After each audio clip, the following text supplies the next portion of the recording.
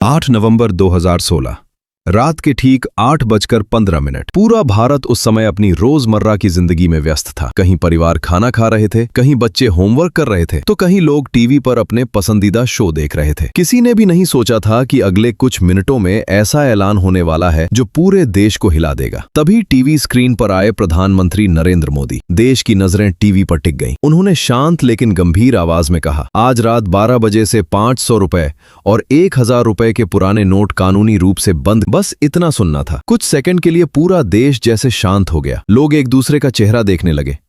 किसी को समझ नहीं आ रहा था कि अभी क्या हुआ है, क्योंकि उस समय भारत में सबसे ज्यादा इस्तेमाल होने वाले नोट यही दो थे। यह सिर्फ एक सरकारी घोषणा नहीं थी, ये करोड़ों लोगों की जिंदगी में अचानक आया सबसे बड़ा बदलाव था। उस रात बहुत से लोगों ने अपने घरों में रखे पैसे निकाले और गिनना शुरू किया। किसी ने अलमारी खोली, किसी ने तिजोरी, किसी ने तकिए के नीचे छुपाए नोट निकाले। हर किसी के मन में सिर्फ एक सवाल था, अब क्या होगा? एक 500 रुपए का नोट देखने में सिर्फ कागज का एक छोटा सा टुकड़ा था। उसका वजन करीब 1 ग्राम था। लेकिन उसी 1 ग्राम के नोट से किसी ने दवाई खरीदी थी, किसी ने बच्चों की स्कूल फीस भरी थी, किसी ने किराया दिया था और किसी ने शादी का सामान खरीदा था। भारत में नकद पैसे का इस्तेमाल बहुत बड़ा हिस्सा था। छोटे दुकानदार, मजदूर, किसान, रिक्शा चालक, गांव के लोग, लगभग सभी नकद पैसों पर निर्भर थे। 1000 रुपए का नोट साल 2000 में लाया गया था ताकि बड़े लेन देन आसान हो सके। धीरे धीरे ये नोट आम हो गया। 500 रुपए का नोट तो हर जेब की पहचान बन चुका था। लेकिन सरकार का मानना था कि इन नोटों का इस्तेमाल सिर्फ अच्छे कामों के लिए नहीं हो रहा था। सरकार के अनुसार देश में बहुत बड़ा काला धन मौजूद था। काला धन यानी ऐसा पैसा जिस पर टैक्स नहीं दिया गया था और जिसे छुपा कर रखा जाता था। कई लोग अपने घरों में करोड़ों रुपए नकद छुपा कर रखते थे। कहीं दीवारों के अंदर पैसे भरे जाते थे, कहीं जमीन में दबाए जाते थे, तो कहीं गद्दों और अलमारियों में छुपाए जाते थे। सरकार का कहना था कि इससे देश की अर्थव्यवस्था को नुकसान हो रहा है।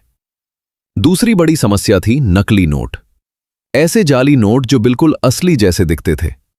इन नकली नोटों को पहचानना आम लोगों के लिए लगभग नामुमकिन था। सरकार का दावा था कि देश के दुश्मन नकली नोटों के जरिए भारत की अर्थव्यवस्था को कमजोर कर रहे थे।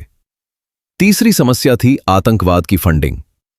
सरकार के अनुसार कई आतंकी गतिविधियों में नकद पैसों का इस्तेमाल होता था। ऐसे में नोटबंदी को एक बड़े हथियार के रूप में देखा गया। सरकार को उम्मीद थी कि एक ही फैसले से काला धन, नकली नोट और आतंक की फंडिंग पर बड़ा प्रहार होगा। लेकिन असली कहानी तो अगले दिन शुरू हुई। 9 नवंबर की सुबह पूरा देश बैंकों और एटीएम के बाहर खड़ा था। लंबी लंबी लाइनें दिखाई दे रही थीं। कुछ लोग सुबह 4 बजे से लाइन में लगे थे। एटीएम के बाहर घंटों इंतजार होता, लेकिन कई मशीनें खाली निकलती। लोगों के पास पैसे थे, लेकिन वो पैसे अब इस्तेमाल नहीं किए जा सकते थे। कई दुकानदार पुराने नोट लेने से डर रहे थे। लोग जरूरी सामान खरीदने में परेशान हो रहे थे। किसानों की हालत सबसे ज्यादा कठिन हो गई। उन्हें बीज और खाद खरीदनी थी, लेकिन उनके पास पुराने नोट थे। गांवों में बैंक दूर थे और कई लोगों के पास बैंक अकाउंट भी नहीं था। दिहाड़ी मजदूरों को काम का पैसा नहीं मिल पा रहा था, क्योंकि मालिकों के पास नए नोट नहीं थे। शहरों में छोटे व्यापारियों का काम लगभग रुक गया। शादियों का मौसम था। कई परिवारों ने सालों से शादी के लिए पैसे जमा किए थे, लेकिन अचानक वे पैसे बेकार हो गए। लोग बैंक जाकर अपने नोट बदलवाने लगे। हर दिन नए नियम आ रहे थे। कभी पैसे निकालने की सीमा बदलती, कभी नोट बदलने के नियम। लोगों में डर और घबराहट बढ़ती जा रही थी। कई बुजुर्ग घंटों लाइन में खड़े रहे। कुछ लोग लाइन में ही बेहोश हो गए। देश भर से दर्द भरी खबरें आने लगी। सरकार लगातार लोगों से धैर्य रखने की अपील कर रही थी। प्रधानमंत्री नरेंद्र मोदी ने कहा, मुझे सिर्फ 50 दिन दीजिए। धीरे धीरे नए 500 रुपए और 2000 रुपए के नोट बाजार में आने लगे। लोग डिजिटल पेमेंट की तरफ बढ़ने लगे। यहीं से डिजिटल इंडिया को बड़ी गति मिली। यूपीआई जैसी सेवाओं का इस्तेमाल तेजी से बढ़ा। पहले लोग छोटी खरीदारी के लिए भी नकद पैसे इस्तेमाल करते थे। अब मोबाइल से पेमेंट होने लगी। चाय की दुकान से लेकर बड़े मॉल तक हर जगह क्यूआर कोड दिखने लगा। आज भारत दुनिया के सबसे बड़े डिजिटल पेमेंट देशों में गिना जाता है और इसकी शुरुआत में नोटबंदी की बड़ी भूमिका मानी जाती है। लेकिन बहस आज भी खत्म नहीं हुई। कुछ लोग आज भी मानते हैं कि यह फैसला जरूरी था। दूसरी तरफ कई लोग इसे गलत मानते हैं, क्योंकि लाखों लोगों को उस समय भारी परेशानी झेलनी पड़ी थी। शायद सच्चाई इन दोनों के बीच कहीं है। नोटबंदी ने भारत को बदल दिया। उसने लोगों को यह एहसास कराया कि पैसा सिर्फ कागज नहीं होता, उसके पीछे लोगों की मेहनत, भरोसा और जिंदगी जुड़ी होती है।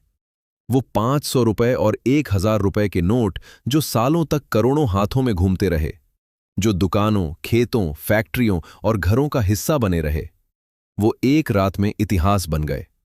शायद इतिहास में पहली बार किसी लोकतांत्रिक देश ने इतने बड़े स्तर पर अपनी करेंसी को अचानक बंद किया था।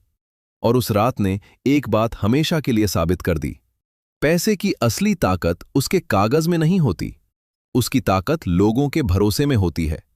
जब तक देश कहता है कि ये नोट कीमती है, तब तक उसकी कीमत है। और जिस दिन वह भरोसा खत्म हो जाए, उसी दिन वह नोट सिर्फ कागज बन जाता है। नोट का जन्म छापखाने में होता है, लेकिन उसकी मौत सिर्फ एक ऐलान से हो सकती है।